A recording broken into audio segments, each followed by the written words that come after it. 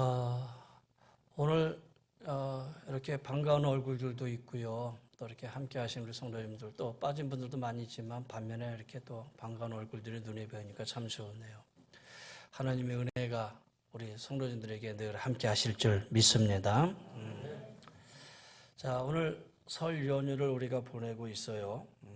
모처럼 만에 바쁜 일과 속에서 잠시 손을 놓고 또 가족들과 부모님들과 또 형제자매 따뜻한 그런 정을 이제 나눴을 것이고요. 근데 늘 몸은 그런 가운데 지내고 있지만 마음만큼은 늘 편하진 않지요. 우리 장로님도 기도하셨고 일부 예배 때도 우리 안수 집사님, 김윤수 집사님도 기도하셨지만 기도하다 보면 늘 하나님 이 나라를 긍휼히 여겨주시고 정치, 경제, 사회, 문화 또 기도하죠. 그런 가운데 경제적인 상황이 어렵습니다. 하나님 함께 해주세요. 뭐 그런 기도 늘 하잖아요. 경제가 나빠질수록 성도들의 생활, 국민들의 생활은 더 바빠지는 게 현실이죠. 왜냐하면 그만큼 경제 생활을 해야 생계를 유지하기 때문에 뭔가 바빠져요. 더군다나 경제가 나빠지면 성도들의 신앙생활에 부정적인 영향을 끼치지요. 왜냐하면 경제 활동 때문에 주일날 예배에 참석하는 상황이 줄어든단 말이에요. 그러면 주일을 지키지 못하면은 신앙의 원칙이 깨지잖아요. 그러니까 신앙의 원칙을 고수하지 못하지요. 그러다 보니까 현실과 타협하게 되지요. 마음이 편치 않지요. 하나님께 죄송스럽지요. 어떻게든지 이 부분을 깨치고 대가를 치르서라도 이 부분에서 나와야 되는데 그러지를 못해요. 왜? 이미 영적인 상태가 깊이 떨어졌기 때문에 침체된 상황에서 일어나지를 못한단 말이에요. 그러니까 경제가 안 좋으면 성도들의 신앙 속에서도 이런 부정적인 영향이 반드시 있기 마련이지요. 그럼 반대로 경제가 좋아지면은 여러분의 신앙이 좋아집니까? 경제가 좋아지면 신난다 하면서 여러분의 신앙생활이 아주 열심될 수 있을까요? 반드시 그렇지도 않는 것 같아요. 왜냐하면 경제적 아니면은 시간적 여유가 생기면 인생은 어떤 욕구가 생겨나죠? 엔조이 하려고 하는 욕구가 생겨나요. 그러는 사이에 자기도 모르게 세속화가 되어버리고 만다라는 거예요. 사실 한국 교회가 당면하고 있는 문제이기도 해요. 코로나19 3년의 깊은 수렁에 빠지면서 주일의 의식이 점점 사라져가고 있고 예배에 대한 의식이 점점 사람들의 머릿속에서 과거와 같지 않지요. 그런 가운데 경제적인 어려움을 당하면은 거기에 더 헤어나지 못한 경우가 있고요. 반대로 하나님의 축복 주신다고 해서 경제가 좋아진들 사람들의 마음속에 이런 잘못 세속적인 욕구 속에 또 교회를 멀리할 수도 있다. 신앙적으로 멀리 떨어질 수도 있지요. 어떻게 해야 좋을까라는 거예요. 어떻게 해야 좋을까? 저는 오늘 이제 가족으로 다 오시는 것 같기도 하고, 그 다음에 우리 중고등부 청년들도 이제 이제 오는 우리 자녀들을 통해서 다 한 자리에서 예배드리는 날이기 때문에 아주 신앙의 아주 기본적인 것, 여러분이 지금까지 계속 들어왔던 얘기를 다시 한번 강조해 보려고 그래요. 우리 신앙인들은 무엇으로 어떻게 살아야 되느냐. 물론 이 부분에 수많은 말씀을 할 수는 있겠지만 저는 세 가지 신앙의 원칙을 얘기하려고 그래요. 첫 번째는 뭐냐? 이럴수록 우리가 믿음으로 삽시다라는 거예요. 믿음으로 살자라는 거예요. 로마서 1장에 하나님의 복음에는 하나님의 의가 나타나서 믿음으로 믿음에 이르게 하나니 오직 기록된 바 오직 의인은 믿음으로 말미암아 살리라 한가 같으니라 이렇게 말씀했어요. 여러분 우리가 구원받으려면 예수 그리스도를 믿음으로 인해서 의롭다 하는 하나님의 판정을 받아야 되지요. 그래서 구원은 우리의 의로운 행위를 통해서 받는 게 아니라 오직 믿음으로만 받는 거예요. 그래서 여러분 우리 신앙의 원칙의 가장 중요한 부분은 뭐냐? 믿음이다라는 거예요. 이 믿음은 첫째 가는 신앙의 원칙이에요. 그래서 히브리서 저자도 믿음이 없이는 하나님을 기쁘시게 할 수 없고 그랬어요. 하나님 앞에 인정받지도 못해요. 그래서 하나님이 우리를 대하실 때 우리를 보시는 건 한 가지, 믿음 보신다라는 거예요. 믿음 보신다라는 거죠. 어제 제가 여러분에게 새해 인사 문자를 다 보내드렸죠. 기간별로 다 보내드렸어요. 제 마음이기도 해요. 다시 한번 새해를 맞이하네요. 더 많이 기뻐하고 더 많이 기도하고 더 많이 감사하고 더 많이 사랑하고 더 아름답고 그리고 거기에 소중한 믿음과 이렇게 얘기를 했어요. 소중한 믿음과 소망으로 주님의 은혜 아래서 훨훨 나는 한 해가 되기를 마음을 담아 진심으로 기원합니다. 여러분 솔직한 마음이 있죠. 여러분 우리는 하나님을 향한 이 믿음 굳게 서야 돼요. 신앙의 제원칙입니다. 성경에 보세요. 성경에 보면은 많은 신앙의 성경의 유인들이 있는데 이 성경에 나오는 모든 유인들을 한마디로 정의를 하면 믿음의 사람들이다. 아벨, 에녹, 노아, 아브라함, 이삭, 야곱, 요셉, 모세, 사무엘, 다윗, 엘리야, 이사야 이분들 한마디로 표현하면 다 믿음의 거장들이에요. 누구도 할 수 없는 위대한 믿음의 길을 걸어간 사람들이에요. 각자 가지고 있는 믿음을 뚜렷하게 보여준 사람들이다라는 거예요. 여러분 믿음은 막연한 기대감이 아니라 실제적인 거예요. 실제적인 것. 믿음은 그냥 믿음이구나라고 그냥 생각하고 있는 어떤 이상이나 기대가 아니라 우리의 삶 속에 실제적인 삶으로 적용되어져야 된다는 거예요. 이것이 우리의 신앙의 원칙이고 방법이어야 된다는 것이죠. 보세요. 믿음으로 아벨의 제사를 하나님이 기쁘게 받으셨으며 실제잖아요. 에녹은 300년 동안 믿음으로 하나님과 동행하다가 죽음을 보지 않고 하늘로 올라갔다. 노아는 믿음으로 거대한 방주를 지어 홍수 심판에서 그의 가족을 구원했으며 아브라함은 믿음으로 갈 바를 알지 못하고 고향 친척 아버지의 집을 떠나 100세의 독자 이삭을 낳았고 그는 선민 이스라엘 조상이 되었고 가나안을 기업으로 받았다. 그렇죠. 다 믿음입니다. 요셉은 하나님께서 보여주신 꿈을 믿음으로 바랐더니 노예의 처지에서 애굽의 총리가 되어서 야곱의 가족과 천하 백성의 생명을 구하잖아요. 모세 믿음으로 바로의 공주 아들이라는 지위를 버리고 하나님의 백성과 함께 고난받는 편을 택했고요. 애굽에 종살이하던 히브리 민족을 구출했어요. 그리고 또한 그는 믿음으로 유월절을 제정하였고 믿음으로 홍해를 건넜고 믿음으로 40년 광야 생활을 이끌었어요. 성경에 나오는 이 인물들을 하나하나 소개하려면 긴 시간이 필요하겠죠. 그러나 우리가 한 가지 기억할 것은 오직 믿음으로 인해서 이 모든 사람들이 믿음의 사람들이었다라는 거예요. 믿음으로 말미암아 복되고 은혜롭고 위대한 생애를 살았다라는 거예요.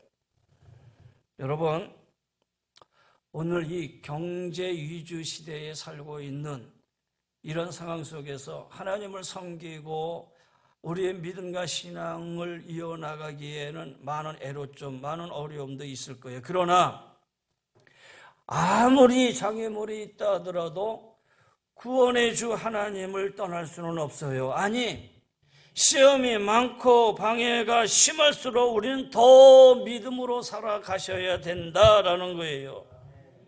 여러분, 우리가 미지의 길을 가는 거 아니잖아요. 이미 앞서간 믿음의 선진들의 성공 사례를 보고서 우리는 소망 가운데 확실한 믿음의 길을 걸어갈 수가 있는 거예요. 그래서 여러분, 오직 우리는 믿음으로 살아가는 자들이 되어야 돼요. 고민해서는 안 돼요. 더 이상 고민과 걱정이 아니라 믿음으로 살아갈 수 있는 자가 되어야 된다는 거예요. 그래서 믿음은 우리의 마음을 강하게 붙들어주고 우리로 하여금 소망의 사람이 되는 거예요. 그래서 제가 더 아름답고 소중한 믿음과 소망이라는 표현을 쓴 거지요. 믿음은 우리를 소망의 길로 나가게 한다라는 거예요. 믿음이 있으면 그 어떤 힘든 형편 속에서도 소망을 붙들고 나갈 수가 있지요. 아브라함을 보세요. 100세의 아들을 주신다고 하신 약속이 이루어지진 않았어요. 그러나 아직 이루어지지 않는 가운데도 그가 낭망하지 아니하고 실망하지 아니하고 내가 너로 큰 민족을 이룰 것이다 라고 하는 하나님의 약속이 이루어질 때까지 끝까지 붙들고 소망을 했어요. 그래서 후에 바울은 로마서 4장에 아브라함을 이렇게 표현을 해요. 아브라함은 바랄 수 없는 중에 바라고 믿었으니 이는 내 후손이 이 같으리 하신 말씀대로 많은 민족이 조상이 되게 하려 하심을 인함이라. 그가 100세가 되어 자기 몸에 죽은 것 같음과 사라의 태가 죽은 것 같음을 알고도 믿음이 약하여 지지 아니하고 믿음이 없어 하나님의 약속을 의심하지 않고 믿음에 견고해져서 하나님께 영광을 돌리며 약속하신 그것을 또한 이룰 줄을 확신하였으니 그러므로 이것을 저에게 의로 여기셨다. 여러분, 히브리서 저자는 믿음은 바라는 것들의 실상이라고 그랬습니다. 아직 현실로 이루어지지 않았으나 이미 이루어진 것처럼 여기는 믿음, 그리고 그 믿음과 소망은 손바닥의 안과 손등과 언제나 같다라는 거예요. 함께 한다라는 거예요. 믿음이 있는 자는 소망으로 살고 소망을 붙들고 있는 자는 믿음으로 살 수 있게 된다라는 것이죠. 여러분, 성경의 욥기서를 보면 욥 같은 경우 보세요. 욥이 당한 환난을 어떻게 우리가 말로 할 수 있겠어요? 동방에서 제일 가는 부자였고요. 아들 7과 딸 3을 둔 다복한 가정이었는데 하루아침에 모든 재산을 다 잃어버리고 태풍이 지붕이 무너져 자녀들이 다 죽고요. 설상가상으로 그 몸에 피부 종양이 생겨서 앉아서 기와장으로 온몸을 긁고 있고요. 그 가운데에 아내가 이 남편 욥을 향해서 당신은 그래도 하나님을 섬기겠느냐? 하나님을 저주하고 죽으라. 이렇게 말하면서 떠나가 버렸고요. 절친했던 친구들이 찾아와서 욥을 위로하기는커녕 가만히 보니까 네가 지금 이렇게 당하고 있는 것은 네 죄 때문이다 하면서 오히려 욥을 향해서 정죄하고요. 그런데 그 가운데 욥을 보면은 그 절망 가운데서도 믿음 잃지 않았어요. 하나님께 소망을 두고 살아요. 그래서 욥기 23장 10절에 보면 이렇게 얘기합니다. 나의 가는 길을 그가 아시나니 그가 나를 단련하신 후에는 내가 정금같이 나오리라 그랬어요. 하나님은 이 욥의 믿음을 귀히 보셨죠. 아름답게 보셨어요. 그리고 결국에는 하나님의 더 큰 놀라운 축복으로 욥기서가 마무리되잖아요. 여러분, 시대에 어려울수록 우리는 더욱 믿음으로 사셔야 돼요. 할렐루야. 믿음으로 사십시다. 하나님의 나라와 의를 먼저 구하시고 그러면 이 모든 것을 더해 주시는 하나님의 은혜를 체험하며 사시자라는 거예요. 여러분, 이게 신앙의 대원칙입니다. 믿음으로 사는 겁니다. 두 번째입니다. 하나님의 말씀으로 사십시다. 왜 말씀으로 살아야 되느냐? 보세요. 하나님의 말씀은 믿음의 근거가 되는 것이기 때문에 중요합니다. 왜냐하면 믿음은 말씀 위에 세워져야 되지, 믿음이 받침하고 있는 이 기초가 하나님의 말씀이 되지 않냐면 그 믿음은 헛믿음이 되고 거짓 믿음이 된다라는 거예요. 여러분이 하나님을 믿는 그 믿음도 믿음이지만 이단들이 믿는 믿음도 믿음이잖아요. 근데 우리가 그들의 믿음을 참 믿음이다라고 얘기할 수 있겠어요? 왜 그들이 거짓 믿음이냐? 그 믿음의 바탕에는 하나님의 말씀의 근거가 되지 않기 때문이라는 거예요. 하나님의 말씀은 우리 신앙의 기준이에요. 자기 좋은 대로, 자기 생각대로, 자기 주장대로 하나님 섬기면 안 된다라는 거예요. 남들이 하나님 섬긴다고 좋은 걸 본받아서 섬긴다, 그것도 안 된다라는 거예요. 우리가 믿음으로 살아야 되지만 가장 중요한 것은 하나님의 말씀에 근거해서 하나님을 섬기는 믿음이 되셔야 된다는 얘기죠. 이 말세가 되면 비성경적인 것이 믿음의 근거가 되어가지고 사람을 유혹하고 현혹하는 경우가 얼마나 많이 있는지 몰라요. 그래서 우리가 말씀으로 살 때에 그 말씀 위에 세워진 그 믿음이 흔들리지 아니하면 여러분 이 세상이 헛된 곳에 빨려서 이 세상이 헛된 곳에 우리의 시각을 두지 않는다라는 것이죠.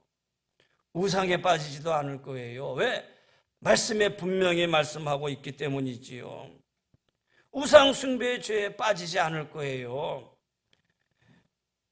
여러분 보이는 돌이나 뭐 철이나 뭐 이런 것들만 형상적인 것만 우상입니까? 아니잖아요. 보이지 아니하는 것, 하나님의 말씀에 위배되는 것, 이거 다 우상이잖아요. 왜? 거기에 빠져 살게 되면요. 돈을 사랑하면 돈이 우상이 될 것이고, 쾌락을 사랑하면 쾌락이 우상이 될 것이고, 자신을 사랑하면 자신이 우상이 될 거 아니겠어요? 그 어느 것든지 하나님보다 우선시하는 거 있다면 그것이 우상이잖아요. 왜? 성경은 그것을 분명히 하고 있기 때문이에요. 내 마음을 다하고 뜻을 다하고 내 힘을 다하여 주 너희 하나님을 사랑하라라고 분명히 말씀하고 있기 때문이라는 것이죠. 그래서 우리가 하나님을 섬기게 된 말씀에 근거해서 섬겨야 된다는 거예요. 얼마 전에 건대 앞에 나갔더니 건대 그 옆에 그 거리가 있잖아요. 그 어느 저쪽 무엇이죠? 청담대교 넘어가는 그 길벽에 쫙 상점들이 있고 그 옆에 조그만 또 이렇게 길가 상점들이 있잖아요. 제 기억으로는 얼마 전 제 기억으로는 거기 나가면은 액세서리도 팔고 그다음에 뭐 이렇게 잡다한 음식들도 팔고 그래서 뭔가 이렇게 구경거리가 많았던 것 같아. 그래서 저 끝에서부터 이 끝에까지 걸어가면서 양쪽을 막 구경하면서 가는 그런 재미도 있었는데 여러분 나가보세요. 그 거리가 다 타투 거리가 됐어. 타로 죄송합니다. 타로 거리가 됐어. 타로.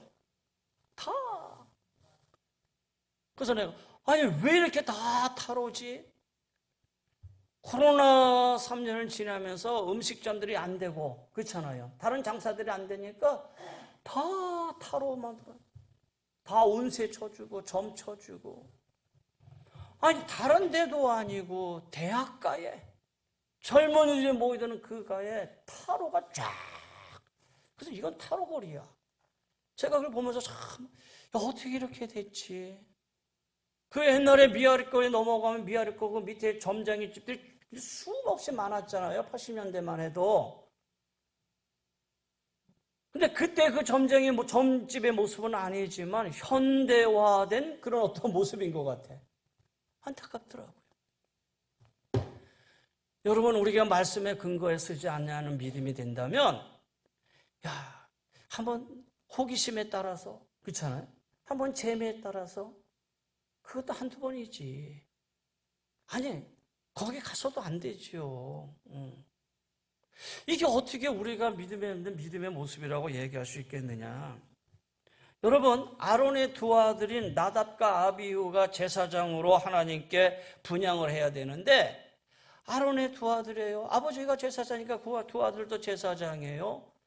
그래서 하나님 앞에 나와서 이제 제사를 드릴 분향을 하는데 그 분향의 불을 각기 향로를 가져다가 하나님이 명하지도 않는 다른 불을 가져다가 하나님 앞에 분향하려고 했어요. 그랬더니 불이 나와서 그 자리에서 그 나답과 아비후가 죽어요. 아니 하나님 앞에 분향하는 거 아니 좀 다른 불을 가져다가 분향한들 하나님 받으시면 되지 아니라는 거야. 하나님이 명하시지 않는 거 하나님은 받지 않으신다라는 거예요. 그 자리에서 제사장의 아들이지만 죽음을 당하잖아요. 여러분 하나님이 명하시 않으신 방법으로 하나님을 섬기는 일이 있어서는 안 된다라는 거예요. 그래서 우리가 말씀의 중요성이 거기 있는 거예요. 왜 늘 말씀을 읽어라 말씀과 함께하라 하는 이유가 말씀이 근거가 되지 않으면 그 위에 세워지는 이 믿음이 헛것이 되고 만다라는 거예요. 보세요. 되게 믿음이 귀한 거, 믿음이 좋은 것 같고 믿음 생활 잘하는 권사님이고 장로님이고 10년, 20년, 30년 교회 생활을 했는데도 불구하고 설상 그들의 안에 들어가 믿음을 보면 이게 믿음인가? 어떤 분이 그래요.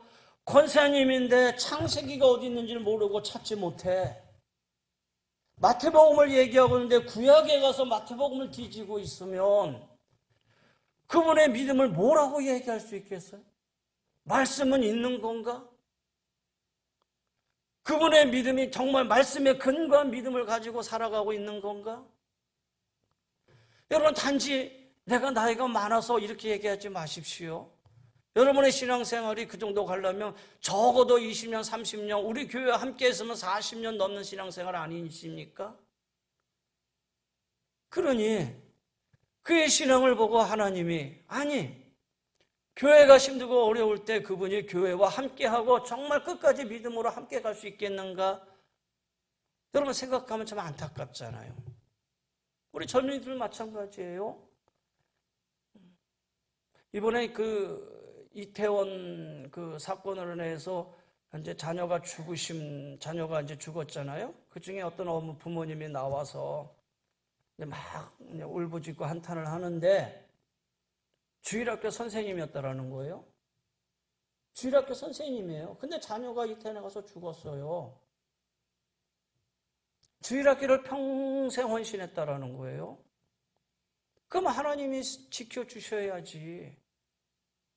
근데 그분이 나중에 뭐라고 했냐면 하나님 앞에 회개했습니다. 나는 주일학교 선생님을 평생 했는데 내 주일학교 자녀들에게 정말 하나님을 잘 섬기라고 가르치지 않냐고, 어떻게 하면 주일을 빠지지 않냐고 잘 나오게 할 것만 가르쳤다라는 거예요. 말씀으로 잘 가르치는 하나님의 사람으로 만들려자 하지 않고 그냥 교회에 잘 나오는 사람으로만 아이들을 지켰다. 이거 내가 잘못한 거 아니냐. 저는 그분의 이 고백을 들으면서 우리가 생각할 게 많다. 자녀를 잃은 그분의 마음을 우리가 이해할 수는 없겠지만, 그 아픔을 다 받아들일 수는 없지만 그분의 신앙적인 고백 속에서 정말 내 자녀들을 믿음으로 잘 가르치지 않았고 세상적인 방법으로 교회만 오게끔 가르쳤다. 사랑하는 성도 여러분, 우리 믿음으로, 그 믿음의 근본은 하나님의 말씀입니다. 저는 오늘 이번에 중고등부 아이들이 이제 지난주에 우리 부흥회를 했단 말이에요. 그러니까 신앙 수련을 했는데 많은 인원이 아니에요. 12명 되는 아이들이에요. 이 아이들도 바빠요. 보니까 다 학원 다녀야 된대. 다. 근데 다 학원 다녀야 되고 다 바쁜 줄 알면서도 한 번이라도 말씀의 기초는 돼야 되잖아요. 그러니까 교회가 시작을 한 거고 1박 2일 동안 아이들보다 여기 와서 가르치는 전사님들이 더 많아 보니까 선생님들이 세운 전사님과 함께하는 그 팀들인데 그 팀들이 더 많아. 아이들 한 명 한 명 붙들고 기도하고 말씀 가르치려고 하는 거. 여러분 그게 더 중요한 거 아니겠어요? 여러분 오늘 이 시대에 우리가 말씀에 쓰지 않으면 안 된다라는 거예요. 그래서 이 말씀에 순종하는 자들이 되어야 돼요. 말씀을 따르는 자들이 되어야 돼요. 이스라엘의 초대왕 사울을 세웠어요. 사울을 세워가지고 하나님께 사무엘을 통해서 하나님이 말씀하시죠. 야 사울아, 저 아멜렉을 다 무찌르고 하나도 삼키지 말라. 왜냐하면 이스라엘 민족이 애굽 출애굽에서 나올 때 제일 괴롭혔던 민족이 아멜렉이잖아요. 그래서 하나님이 그를 심판하시기 위함이었어요. 근데 사울이 아멜렉과의 전쟁 속에서 승리하지요. 그런데 기름 좋은 양들을 몰래 갖다 놓고 아각 왕도 살려놓고 나중에 사무엘이 가가지고 왕이요 왜 그렇게 했습니까? 그랬더니 아니 무슨 얘기입니까? 이 좋은 살찐 우양들을 가져다 하나님 앞에 제사 드리려고 했습니다. 거짓말이죠. 보니까 욕심이 내서 가져왔는데 사무엘이 그렇게 말씀하니까 하나님 앞에 드리려고 했다. 그렇게 변명할 게 아니라 사무엘이 말하면 그 자리에서 회개해야죠. 하나님 잘못했습니다. 말씀대로 살지 못했습니다. 그런데 변명했어요. 하나님 뭐라고 그러셔요? 내가 너를 왕으로 세운 걸 후회하노라. 성경에 후회라는 단어를 치면 한 아홉 개 정도 단어가 나와요. 근데 대개 다 하나님은 후회하지 않으신다 이런 말씀인데 딱 한 번 사울을 왕으로 세운 걸 후회했다고 그랬어요. 저는 그 말씀 볼 때마다 두려워요. 야, 교회야, 내가 너 목사 세운 거 후회한다. 마지막에 이 말 들으면 어떻게 되겠어요? 아무개 내가 너를 장로 세운 걸 후회한다. 권사 세운 걸 후회한다. 그러면 되겠어요? 제가 임직자 교육 마지막을 끝나면서도 그 얘기를 했어요. 여러분 오늘 임직자 교육을 받지만 한 가지 기억하십시오. 하나님이 여러분을 임직자로 세운 것에 후회하지 않도록 사십시오. 제가 마지막 그렇게 권변을 했어요. 사랑하는 성도 여러분, 말씀에 사셔야 돼요. 그래서 사무엘이 이렇게 얘기합니다. 여호와께서 번제와 다른 제사를 그의 목소리를 청종하는 것을 좋아하신 같이 좋아하시겠나이까? 순종이 제사보다 낫고 듣는 것이 수양의 기름보다 나으니 이는 거역하는 것은 점치는 죄와 같고 완고한 것은 사신 우상에게 절하는 죄와 같습니다. 왕이 여호와의 말씀을 버렸으므로 여호와께서도 왕을 버려 왕이 되지 못하게 하실 것입니다. 결국 어떻게 됐어요? 블레셋과의 전쟁 속에서 사울과 그의 자녀들이 왕자들이 다 죽고 말잖아요. 사랑하는 성도 여러분, 말씀이 우리의 생활이 기준이 될 수 있도록 말씀 안에 쓰시기를 바랍니다. 이제 올해는 구정이 빠르니까 사순절도 빠르더라고요. 부활절도 빠르고요. 2월 말이면 사순절이에요. 저 2월 말 성경 쓰기 하려고 합니다. 사순절 기간에 성경 쓰기, 퍼즐 맞추는 성경 쓰기를 한번 하려고 그래요. 우리 언젠가도 여러분 성경 쓰셨죠? 부활절날 말씀 하나님 앞에 다시 우리 봉헌하도록 하십시다. 저 뒤에다가 제가 퍼즐을 갖다 붙여놓을 거예요. 여러분 성경 66권이니까 66명 신청하십시오. 내가 이 말씀을 내가 쓰겠다. 내가 이 말씀 쓰겠다. 한 사람이 다 쓸 수 없으니까. 여러분 우리는 철저히 우리의 믿음이 말씀이 기준이 되는 삶이 되셔야 될 줄 믿습니다. 하나만 더 얘기하지요. 여러분 사랑하며 사십시다. 예수님이 6월절 만찬에서 제자들에게 새 계명을 너에게 주노니 서로 사랑하라. 내가 너희를 사랑한 것 같이 너희도 서로 사랑하라. 너희가 서로 사랑하면 이로써 모든 사람이 너희가 내 제자인 줄 알미라. 요 말만 보면요, 야, 예수님이 사랑하라 말씀하셨구나. 그래, 우리에게 교훈 주셨지라고 이렇게 받아들여요. 그런데 예수님이 이 말씀을 하셨을 때 그 상황을 봐야 돼요. 몇 시간 두면 이제 체포가 돼가지고 대제사장과 서기관들에게 신문을 받을 것이고 이제 날이 새면 십자가에 처형을 당할 바로 그 전날이에요. 긴박한 순간이에요. 주님이 그걸 모르셨겠어요? 아주 긴박한 순간에 제자들을 향해서 서로 사랑하라. 내가 너희를 사랑한 같이 너희도 서로 사랑하라. 주님은 일찍이 나는 선한 목자라 선한 목자는 양들을 위하여 목숨을 버린다 그랬어요. 목숨을 버리기까지 제자들을 사랑했어요. 새 계명을 주셔서 사랑을 강조하신 것은 사랑이 하나님의 자녀들의 표지와 같은 것이기 때문이에요. 여러분 잘 아시잖아요. 한 율법사가 나와서 선생님이 율법 중에 가장 큰 계명이 무엇입니까? 그랬더니 내 마음을 다하고 목숨을 다하고 뜻을 다하여 주 너희 하나님을 사랑하라 하셨으니 이것이 첫째 되는 계명이요. 둘째는 그와 같으니 내 이웃을 내 몸같이 사랑하라 하셨으니 이 두 계명이 온 율법과 선지자의 강령이다 그랬어요. 당시 율법의 계명수는 613개인데 그 중에 248개는 하라는 계명이고 365개는 하지 말아라는 계명이에요.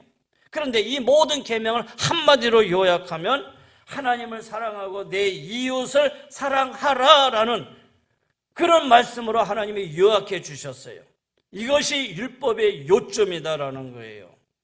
그래서 예수님은 제자들에게 계명을 다 언급하지 않고 한 가지, 내가 너희를 사랑한 것 같이 너희도 서로 사랑하라 그랬어요. 내가 너희를 사랑한 것 같이 우리가 지향해야 할 사랑의 수준을 말씀하신 거예요. 하나님의 나를 사랑하신 것에 비해서 내가 얼마만큼 그 계명을 잘 지키고 사랑하고 있는지. 후에 요한은 이렇게 얘기합니다. 요한일서 4장에 사랑하지 아니하는 자는 하나님을 알지 못하나니 이는 하나님은 사랑이십니다 그랬어요.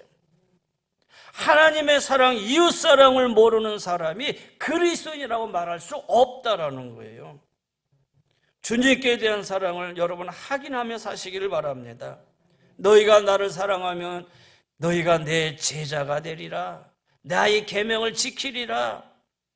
말씀을 지키는 그 여부에 따라서 하나님의 사람이 되는가 하면 그 사랑을 실천할 수 있는 사람이 될 수 있다는 거예요.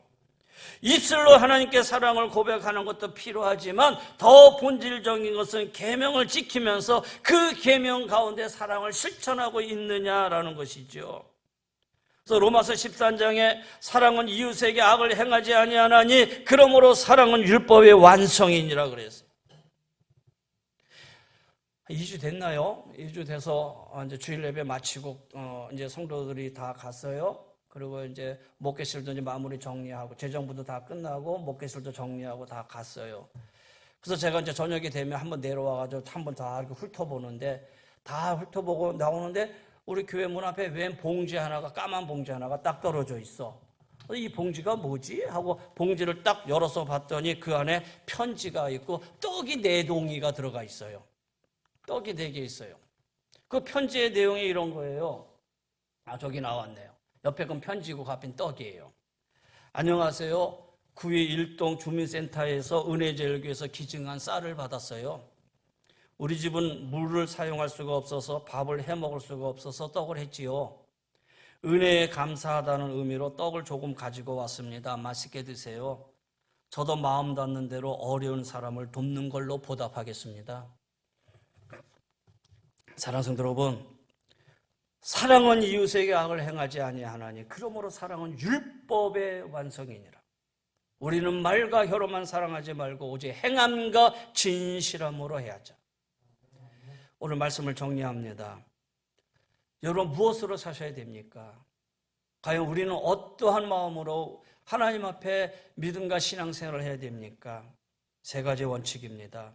마음을 다하여 하나님을 의뢰하고 명철을 의지하지 아니하고 하나님을 인정하며 사는 믿음으로 사십시다. 할렐루야.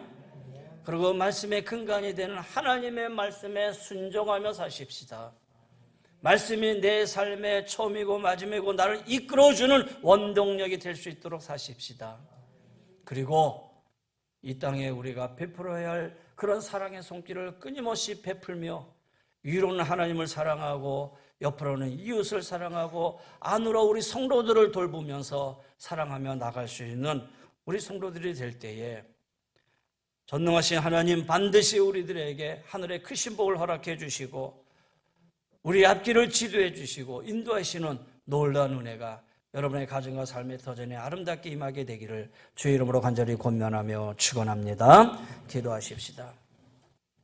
이제는 우리 주 예수 그리스도의 은혜와 우리 하나님의 그 무한하신 사랑하심과 성령의 감화감도 면료 인도 충만하여 주심이 믿음으로 살겠습니다. 말씀으로 순종하며 살겠습니다. 사랑하며 살겠습니다. 결단하고 고백하며 나가는 우리 사랑하는 귀한 성도님들의 가정 위에 삶의 터전 위에 영육의 강건함 위에 우리 모두 위에 이 나라의 민족 위에 주의 은혜가 영원히 항상 함께하여 주시기를 간절히 축원하옵나이다. 아멘.